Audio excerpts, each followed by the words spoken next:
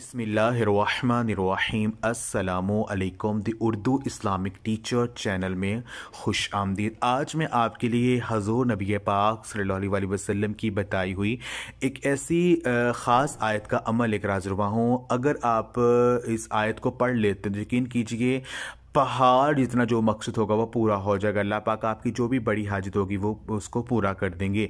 ये ख़ास जो अमल है ये नबी पाक सल्लल्लाहु अलैहि वसल्लम का बताया हुआ अमल है और इंडिया में एक मुस्लिम भाई ने ये अमल किया और अल्लाह पाक ने उन्हें जो है मौज़ा दिखा दिया। उनकी एक बहुत बड़ी परेशानी थी जो कि ख़त्म नहीं हो रही थी, तो इसी अमल को उन्होंने पूरे यकीन के साथ किया कि अल्लाह पाक ने उस परेशानी से उन्हें फ़ौरी निकाल दिया।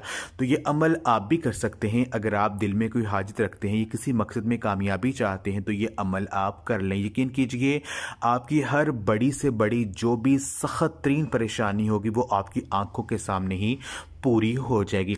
आज का ये अमल सूरह मोमिनून की जो आखिरी 4 आयतें हैं, सूरह मोमिनून की जो आखिरी 4 आयतें हैं उनका ये अमल है। सूरह मोमिनून जो है कुरान पाक के पारा नंबर 18 में मौजूद है। इसकी जो आखिरी 4 आयतें ये आपको स्क्रीन पर भी नज़र आ रही होंगी।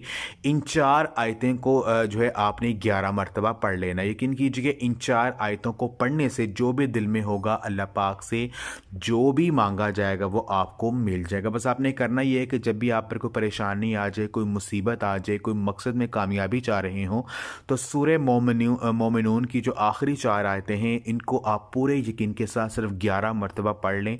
अव्वल आखिर जो है 3 मरतबा दुआ पाक लाज़मी पढ़े, आखिर में अल्लाह पाक से दुआ करें। यकीन कीजिए जो भी मकसद होगा वो पूरा हो जाएगा।